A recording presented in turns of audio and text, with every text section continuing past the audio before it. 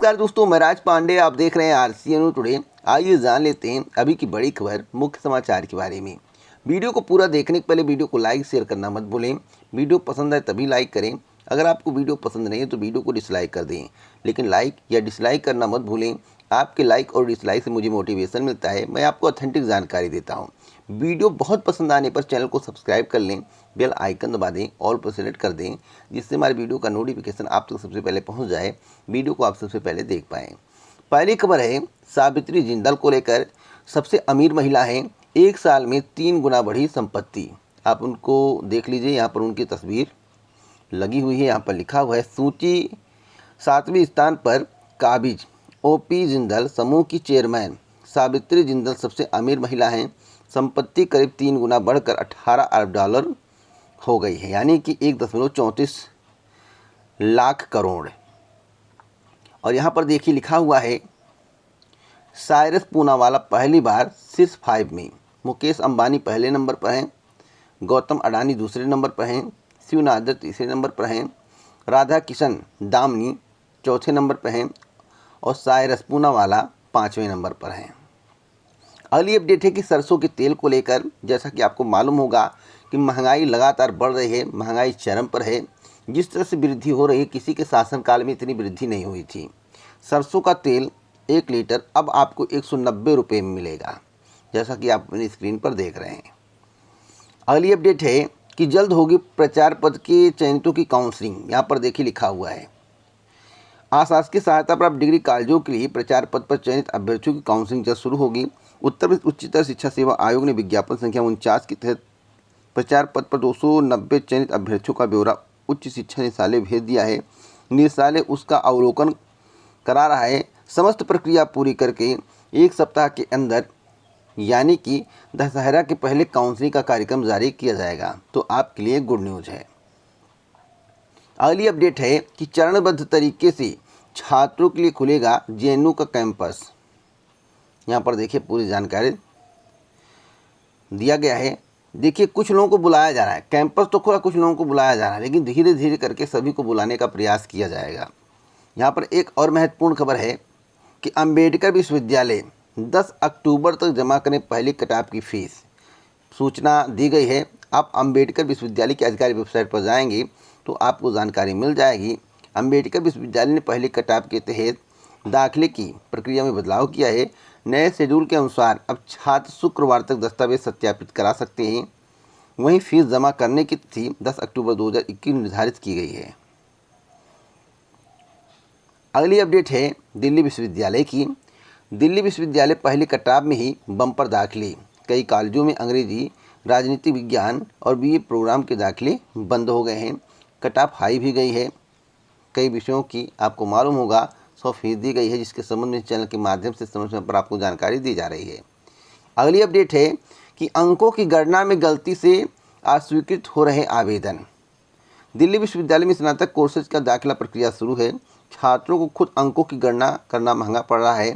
कई छात्र दाखिले के लिए कटाव के आधार पर अपने आप गणना कर आवेदन तो कर देते हैं, लेकिन जब कॉलेज छात्र के अंकों की गणना करते हैं तो वह दाखिले के लिए अयोग्य पाए जाते हैं। ऐसे में कॉलेजों को उनके आवेदन को अस्वीकृति प्रदान करनी पड़ती है। तो मैं आपसे बताना चाहता हूँ, कई ऐसे कैंडिडेट हैं, अभ्यर्थी हैं, छात्र हैं, विद्यार्थी हैं जो कि आवेदन तो कर दिए लेकिन अंकों की गणना में गलती कर दी, जिसके कारण उनका चयन नहीं हुआ, उन्हें एडमिशन नहीं मिला। अगली अपडेट है कि स्नातक में 50% से कम अंक वालों को मिला आवेदन का मौका। 7 अक्टूबर 2021 थी आवेदन जमा करने की अंतिम तिथि। 17 को है परीक्षा। 1300 से अधिक आए आवेदन। ऑनलाइन आवेदन के लिए किया गया प्रदर्शन। आपको मालूम होगा कि ऑफलाइन माध्यम से आवेदन जमा करना था। युवा मंच के द्वारा प्रदर्शन किया गया। जैसा यहाँ पर देख रहे हैं, युवा मंच के जो है अध्यक्ष अनिल सिंह खड़े हैं और मैं आपसे बताना चाहता हूँ, युवा मंच के अध्यक्ष अनिल सिंह के द्वारा लगातार प्रदर्शन किया जा रहा है युवाओं के हक में, अपने हक में नहीं, युवाओं के हक में। और युवाओं के हक की बात जन जन तक पहुंचाने का प्रयास करते हैं, सरकार तक पहुंचाने का प्रयास करते हैं और सरकार को उनकी बातें सुननी चाहिए। लेकिन सरकार मस्त मौला है, सरकार कुछ भी नहीं सुन रही है। कोई भी भर्ती नहीं आ रही। वर्तमान में UPSSC के माध्यम से नई शिक्षक भर्ती की भी मांग चल रही है, उसका भी कुछ अता पता नहीं है।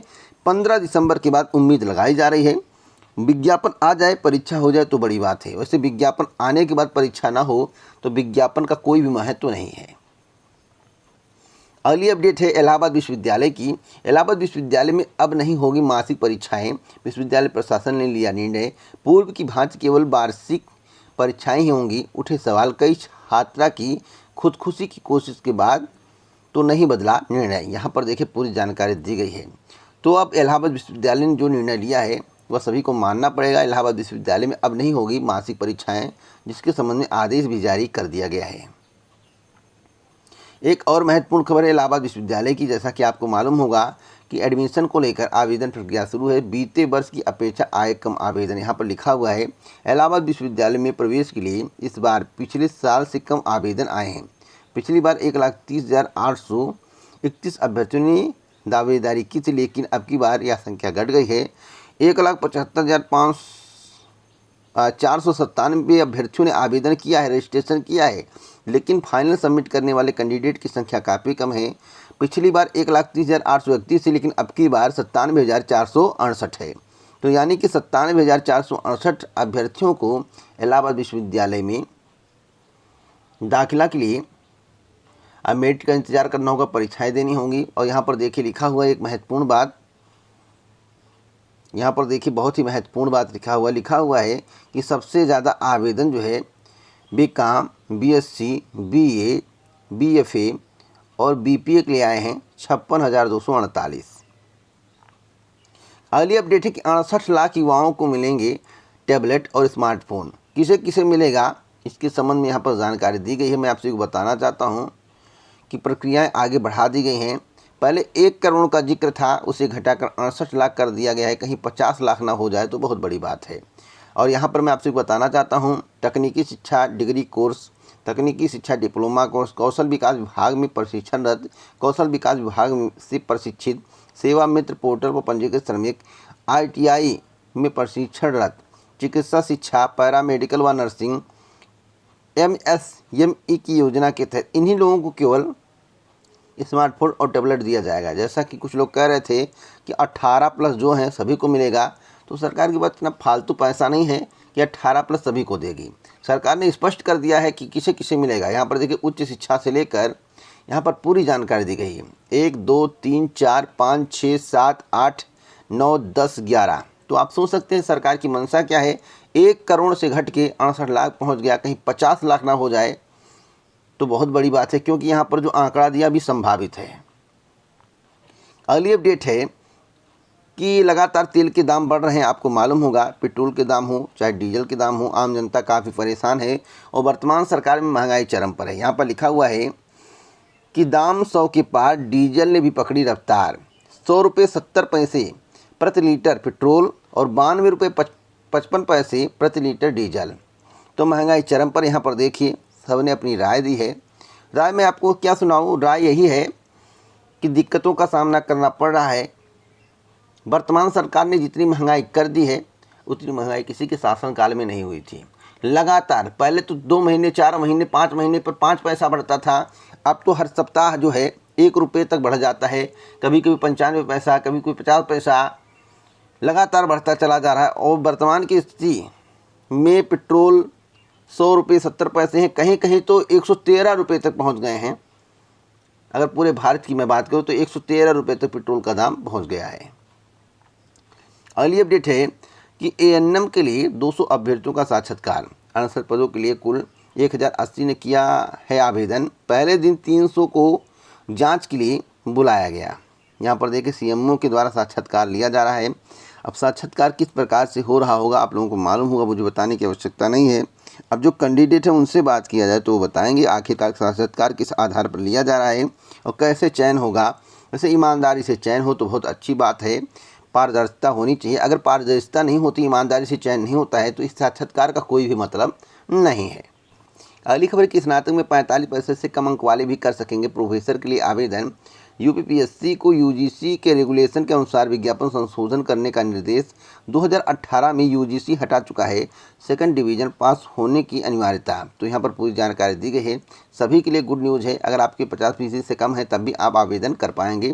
और यहाँ पर लिखा हुआ है कि राजकीय डिग्री कॉलेजों में सहायक प्रोफेसर की नियुक्ति के लिए ऐसे अभ्यर्थी भी आवेदन कर सकेंगे जिनके स्नातक में 45% से कम अंक हैं। कोर्ट ने इस संबंध में लोक सेवा आयोग द्वारा जारी विज्ञापन में उचित संशोधन करने का निर्देश दिया है। तो यानी कि 50% से लेकर 45% से कम वाले भी आवेदन करें बेहिचक, अब कोई टेंशन वाली बात नहीं है। विज्ञापन में यह शर्त थी कि आवेदन करने वाले अभ्यर्थी का स्नातक में न्यूनतम 45% अंक होना चाहिए। इससे जो है इलाहाबाद हाई कोर्ट में चुनौती दी गई थी। चुनौती देने वाले जो है गोपाल सिंह और अन्य थे और आदेश आ चुका है और आर्डर भी देखिए यहाँ पर लिखा हुआ संशोधन करने का निर्देश भी जारी किया जा चुका है। अब 45% से कम वालों को भी मौका दिया जाएगा।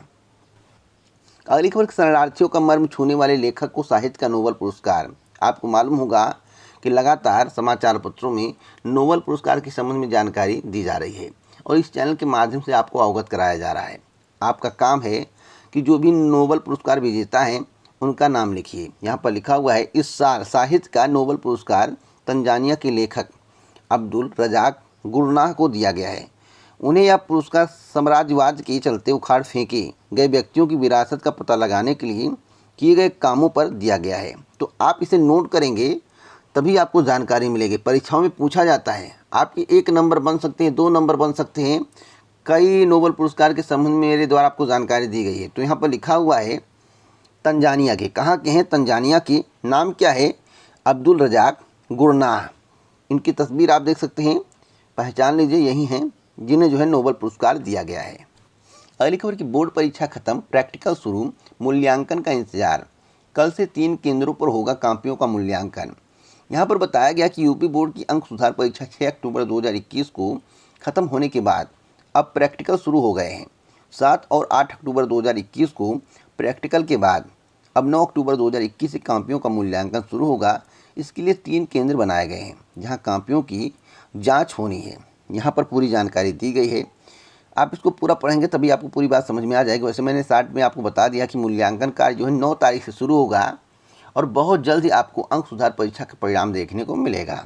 अगली खबर है विद्यापीठ की, काउंसलिंग के बाद अब फीस के लिए भेजे जा रहे हैं संदेश। यहाँ पर लिखा हुआ है महात्मा गांधी काशी विद्यापीठ में दूसरे दिन भी काउंसलिंग की प्रक्रिया जारी रही। बृहस्पतिवार को सामाजिक विज्ञान एवं सामाजिक कार्य विभाग में अभ्यर्थियों की काउंसलिंग की गई। 4 विषयों के लिए 875 अभ्यर्थी ही काउंसलिंग कराने पहुंचे थे। वहीं भौतिक सत्यापन करा चुके विद्यार्थियों को फीस जमा करने के लिए भी विश्वविद्यालय की ओर से संदेश भेज दिया गया। तो अब संदेश भेजा गया है, आगे अब प्रक्रिया बढ़ेगी। और यहाँ पर एक और महत्वपूर्ण खबर है इग्नू की। इग्नू में आवेदन के लिए 11 तक मौका दिया गया है। इग्नू के आर्य महिला पीजी कॉलेज अध्ययन केंद्र पर चलने वाले पाठ्यक्रम में आवेदन की तिथि 11 अक्टूबर 2021 तक बढ़ा दी गई है। तो आप लोग जो है आवेदन कर सकते हैं। अगली अपडेट है कि 60 रुपये प्रति बोरी बढ़ सकते हैं सीमेंट के दाम। तो अगर आप घर बनवाना चाहते हैं, आप घर बनवाने जा रहे हैं, आप सोच रहे हैं, तो आपको बहुत बड़ा झटका लग गया है। आप सोचिए कि घर बनवाने में कितना बोरी सीमेंट लगता है और लगातार महंगाई चरम पर है। पेट्रोल के दाम बढ़ रहे हैं, खाद्य पदार्थ के दाम बढ़ रहे हैं, यहाँ पर देखिए इलेक्ट्रॉनिक वस्तुओं के दाम बढ़ रहे हैं, अब सीमेंट के भी दाम बढ़ गए हैं। 60 रुपये पर बोरी, कम नहीं होता, 60 रुपये पर बोरी। कम से कम कितना बोरी लगता होगा, जैसा घर हो वैसे छोटे से छोटे घर में कम से कम कितना भी कम लगेगा, तो 100 बोरी से कम नहीं लगेगा। तो 100 मल्टीप्लाई 60 कर दिए, कितना घाटा आपको हो रहा है। और वर्तमान सरकार में जिस तरह से महंगाई बढ़ रही है, यह चिंता का विषय है। सरकार को इसके बारे में सोचना। अगली खबर बीपीएससी की है। बीपीएससी प्रतियोगी परीक्षा में चंदौली की गौरव सिंह बने टॉपर, जिसके संबंध में इस चैनल के माध्यम से सबसे पहले आपको जानकारी दी गई थी कि परिणाम कब आएगा। साच के रूप में कम्युनिटी पोस्ट किया हूँ, उस वीडियो का लिंक दिया हूँ जिसमें मेरे द्वारा बताया गया था कि 5 अक्टूबर से लेकर 8 अक्टूबर के बीच में आपको परिणाम देखने को मिलेगा। 7 अक्टूबर 2021 को परिणाम जारी कर दिया गया। तो बहुत खुशी की बात है। यहाँ पर इनके संबंध में पूरी जानकारी दी गई। चंदौली जिले में बरहनी विकासखंड के जेवरियाबाद गांव निवासी गौरव सिंह ने बिहार लोक सेवा आयोग की 65वीं प्रतियोगिता परीक्षा में टॉप किया है। गौरव सिंह ने वाराणसी के सेंट्रल हिंदू बॉयज स्कूल से 6वीं से 12वीं तक की पढ़ाई की है। प्राथमिक शिक्षा ननिहाल रोहतास में हासिल की है। शशि सिंह व स्वर्गीय मनोज सिंह के पुत्र गौरव सिंह ने KIIT विश्वविद्यालय से स्नातक व मैकेनिकल इंजीनियर की डिग्री पाई है। पुणे की कंपनी में इंजीनियर गौरव UPSC की तैयारी भी कर रहे हैं। उन्होंने 64वीं BPSC परीक्षा भी पास की थी। उन्हें बिहार में समाज कल्याण विभाग के सहायक निदेशक का पद मिला था। अब की बार इन्होंने टॉप कर दिया है, तो अब इन्हें SDM बना दिया जाएगा। अगली अपडेट है कि वाणिज्य कर विभाग में जल्द शुरू होगी अमीनों की भर्ती, जिसके संबंध में पूरी जानकारी दी गई। बताया गया है कि कार्रवाई चल रही है। यहाँ पर देखिए लिखा हुआ है कि वाणिज्य विभाग में नियमित अमीनों की कुल 475 पद हैं। इनमें से लगभग 150 पद रिक्त हैं, लिहाजा अब इन पदों पर भर्ती होनी है। भर्ती कहाँ से होगी इसके संबंध में यहाँ पर कोई जिक्र नहीं किया गया है, ना बताया गया है कि किस माध्यम से भर्ती की जाएगी, विभाग करेगा या अन्य माध्यम से की जाएगी, या उत्तर प्रदेश अधीनस्थ सेवा चयन आयोग करेगा। वैसे समूह की भर्तियाँ उत्तर प्रदेश अधीनस्थ सेवा चयन आयोग करता है, लेकिन उत्तर प्रदेश अधीनस्थ सेवा चयन आयोग में भर्तियाँ जाने के बाद 3 साल तक कंप्लीट नहीं हो पाती हैं। तो आयोग से भर्ती ना होकर अगर विभाग ही करा दे तो बहुत बड़ी बात है, क्योंकि आयोग में काफ़ी भर्तियाँ लंबित हैं जो कि अभी तक कंप्लीट नहीं हुई हैं, अनकम्प्लीट हैं। तो यह भर्ती आपको देखने को मिल सकता है। कब मिलेगा इसके संबंध में अभी कुछ बता नहीं सकता, लेकिन हाँ, दिसंबर के पहले यह भर्ती आपको देखने को नहीं मिलेगी। दिसंबर तक देखने को मिल सकती है, कंफर्म नहीं है। और यहाँ पर देखिए प्रस्ताव के संबंध में यहाँ पर जानकारी दी गई है। तो देखिए प्रक्रियाएं चल रही है, दिसंबर तक आपको भर्ती देखने को मिल सकती हैं। वैसे कंफर्म नहीं, मैं आपको फिर बता दे रहा हूँ। अगली अपडेट है बीएड को लेकर। तीसरे चरण में 38,000 से ज़्यादा को मिली सीट। यहाँ पर पूरी जानकारी दी गई। बताया गया है कि प्रदेश के सरकारी व निजी संस्थानों में प्रवेश के लिए लखनऊ विश्वविद्यालय की ओर से की जा रही बीएड प्रवेश परीक्षा की काउंसलिंग के तीसरे चरण के सीट आवंटन का परिणाम बृहस्पतिवार को घोषित कर दिया गया। तीसरे चरण में कुल 38,841 अभ्यर्थियों को सीट आवंटित हुए हैं। अब इनको 5,000 रुपये का शुल्क जमा करना होगा, उसके बाद आगे प्रक्रिया बढ़ेगी। अगली अपडेट है कंप्यूटर ऑपरेटर भर्ती को लेकर। कंप्यूटर ऑपरेटर भर्ती की टंकर परीक्षा में 134 पास हुए हैं, जिसके संबंध में इस चैनल के माध्यम से आपको जानकारी दी गई थी। वैसे जिस परिणाम का जिक्र किया गया था वह परिणाम जारी नहीं हुआ, लेकिन इतना बताया गया था कि बृहस्पतिवार या शुक्रवार को परिणाम आएगा। लेकिन 4 परिणाम के संबंध में मेरे द्वारा जानकारी दी गई थी, उसमें से एक भी परिणाम जारी नहीं हुआ है। लेकिन हाँ, बृहस्पतिवार को एक परिणाम जरूर जारी किया गया, इतना बात सही निकला है। तो आप लोग जो है तैयार रहिए, एक और परिणाम आपको देखने को मिलेगा। आयोग जो है इस महीने 3 परिणाम जारी करने की तैयारी कर रहा है। 3 परिणाम जारी करने की तैयारी करा, तो घबराने की आवश्यकता नहीं है। वैसे प्रक्रियाएं अब तीव्र हो रही, चुनाव के कारण हो रही हैं या नहीं हो रही हैं, या तो ऊपर वाला जाने, आप जान सकते हैं, सरकार जान सकती है। लेकिन हाँ, इस महीने 3 परिणाम देखने को आपको मिल सकता है। एक परिणाम जारी हो गया, 2 परिणाम भी आपको जल्द देखने को मिलेगा। अगली अपडेट है कि विज्ञापन निरस्त होने से नौकरी के दरवाजे बंद। ओवरएज अभ्यर्थियों ने मांगी राहत। पॉलिटेक्निक संस्थानों में 1,370 पदों पर होनी है भर्ती। तो यहाँ पर पूरी जानकारी दी गई। बताया गया है कि उत्तर प्रदेश लोक सेवा आयोग ने कुछ दिनों पहले पॉलिटेक्निक संस्थानों में प्रवक्ता भर्ती का विज्ञापन निरस्त कर दिया था। अब इसकी जगह नया विज्ञापन जारी किया है। इसकी वजह से तमाम अभ्यर्थियों के लिए सरकार की तरफ से सरकारी नौकरी के दरवाजे बंद हो गए हैं। पुराने विज्ञापन के तहत आवेदन करने वाले तमाम अभ्यर्थी अब ओवरएज हो चुके हैं और नए विज्ञापन के तहत आवेदन नहीं कर सकते हैं। ऐसे ओवरएज अभ्यर्थियों ने आयोग में ज्ञापन देकर राहत मांगी है। फिलहाल आयोग राहत देने वाला नहीं है जब तक शासन नहीं कहेगा। तो शासन से भी आपको रिक्वेस्ट करना पड़ेगा। अगर शासन ने कह दिया तो आयोग को जो है आपको राहत देनी पड़ेगी। सबसे बड़ी बात है कि शासन संतुष्ट होना चाहिए। शासन जो है आपके संबंध में आदेश जारी करेगा तभी कुछ होगा। वैसे उत्तर प्रदेश लोक सेवा आयोग पर ज्ञापन देने से कुछ नहीं होता, या उत्तर प्रदेश लोक सेवा आयोग एक काम करे, शासन को प्रस्ताव भेज दे और शासन के द्वारा मुहर लगा दी जाए, तब भी आपको आयोग में छूट मिल सकती है। तो आप लोग जो सोचिए, जो मुझे जानकारी थी मैंने आपको बता दिया। यहाँ पर एक और महत्वपूर्ण खबर है, अभ्यर्थियों ने आयोग पर लगाया पक्षपात का आरोप। जो 2013 में भर्ती आई थी APS की, उसके संबंध में जानकारी दी गई है। बताया गया है प्रवक्ता भर्ती के ओवरएज अभ्यर्थियों ने उत्तर प्रदेश लोक सेवा आयोग पर पक्षपात का आरोप लगाया। अभ्यर्थियों का कहना है कि आयोग ने पिछले दिनों अपर निजी सचिव APS भर्ती परीक्षा 2013 को निरस्त कर दिया था, लेकिन पुराने विज्ञापन के तहत आवेदन करने वाले सभी अभ्यर्थियों को परीक्षा में शामिल होने का मौका दिया गया। तो इनका कहने का मतलब है जब इसमें मौका मिल सकता है, एपीएस भर्ती में मौका मिल सकता है, उसका भी विज्ञापन निरस्त किया गया था, तो आखिरकार पॉलिटेक्निक की जो भर्ती है उसमें क्यों नहीं मौका दिया जा रहा है। सवाल बहुत ही अहम है, गुण है। सरकार को इसके बारे में सोचना चाहिए, आयोग को भी इसके बारे में सोचना चाहिए। या तो मौका किसी को ना मिले, या तो मिले तो सबको मिले। तो सरकार ने जो किया है वह गलत किया, आयोग ने जो किया है वह गलत किया है। सरकार को इसको संज्ञान में लेकर इसका समाधान करना चाहिए। एक और महत्वपूर्ण खबर मैं आपको देना चाहता हूँ 67वीं का। जैसा कि आपको मालूम होगा कि बीपीएससी के माध्यम से 67वीं का नोटिफिकेशन जारी किया गया है और पदों की संख्या पहले 505 थी, उसके बाद 535 हुई, उसके बाद 575 हुई, उसके बाद 600 हुई। अब वर्तमान में जो जानकारी मिल रही है कि 700 प्लस पद हो गए हैं। आज मैं साक्ष्य के साथ पूरी जानकारी दूंगा, साक्ष्य ढूंढने का प्रयास कर रहा हूं। जानकारी मिलने के बाद मैं आपको जानकारी अवश्य दूंगा। वीडियो को पूरा देखते रहिएगा, लाइक कर दीजिए, जिससे आपको जो है इसी प्रकार की ऑथेंटिक जानकारी मिलती रहे। लाइक या डिसलाइक कुछ ना कुछ करके जाइए। वीडियो बहुत पसंद आने पर, जब आप वीडियो से संतुष्ट हों, तभी चैनल को सब्सक्राइब करें, बेल आइकन दबाएं और प्रेस करें, वीडियो को शेयर करें। जय हिंद, जय भारत दोस्तों, नमस्कार।